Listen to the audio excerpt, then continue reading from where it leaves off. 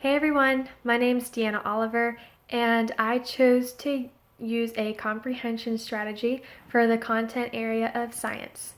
And the comprehension strategy that I chose to use is the Jigsaw method. So how the Jigsaw method works is it's a comprehension strategy that really fosters the cooperative learning environment, and it utilizes home groups and expert groups. So how it works is the teacher divides the students into home groups, and there is a main topic. For example, the water cycle. The water cycle is what I chose to use as my main topic. And each student in the home group is assigned a different subtopic of the main topic. So for example, one student could be assigned evaporation, one student could be assigned condensation, one student could be assigned the different forms of water.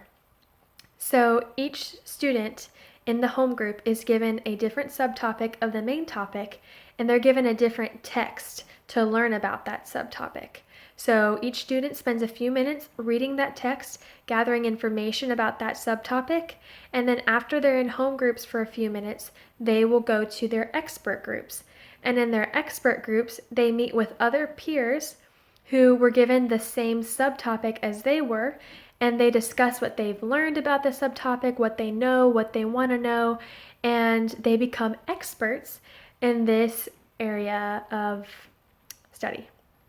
And then after they're in their expert groups for a few minutes, they'll return back to their home groups and they'll share with their home groups what they learned and what they're now more proficient in that specific subtopic, and they'll hear from their peers about what they are now experts in their subtopic.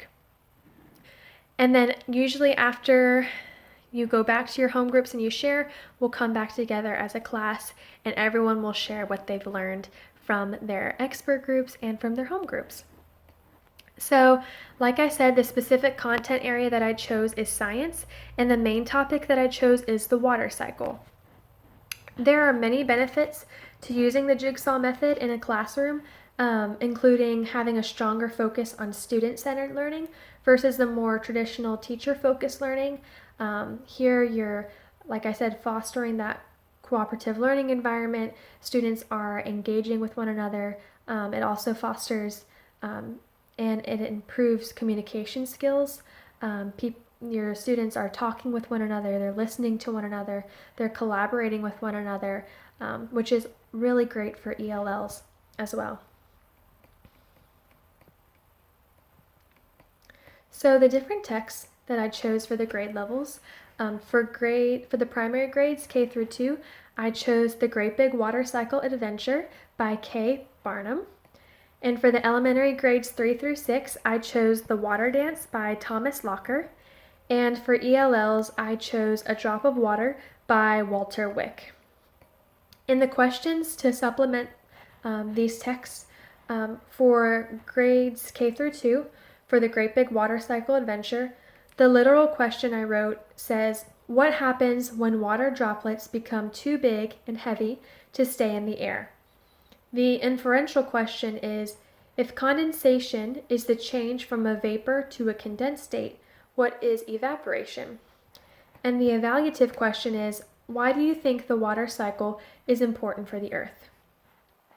For the elementary grades 3 through 6, the water dance, the literal question is, what is the main difference between a lake and a river? The inferential question is, if there were no clouds, how would that impact the water cycle? And the evaluative question is, after reading this text, how is the water cycle like a dance? And for A Drop of Water, the book for ELLs, the literal question is, what turns water on the earth into vapor in the water cycle?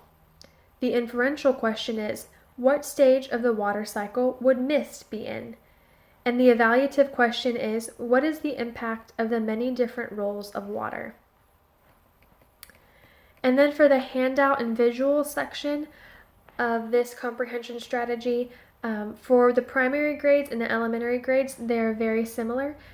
There's going to be a home group and expert group question guide, and it's in the form of a table with questions, and the students will write in their answers. The questions for the primary grades and the elementary grades are very similar. The elementary grades are just a little more advanced in its wording. So examples of the questions for before you go to expert groups and after you go to expert groups look like this.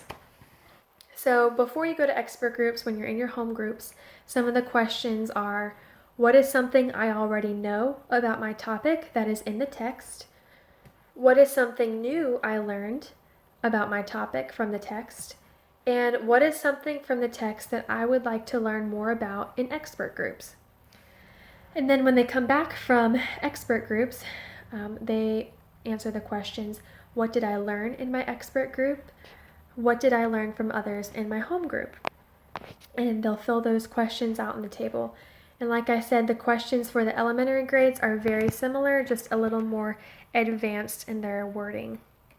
And then for ELLs, it's very similar format in its questioning, but it's going to be using a KWL graphic organizer because that's just a little more visual for ELLs.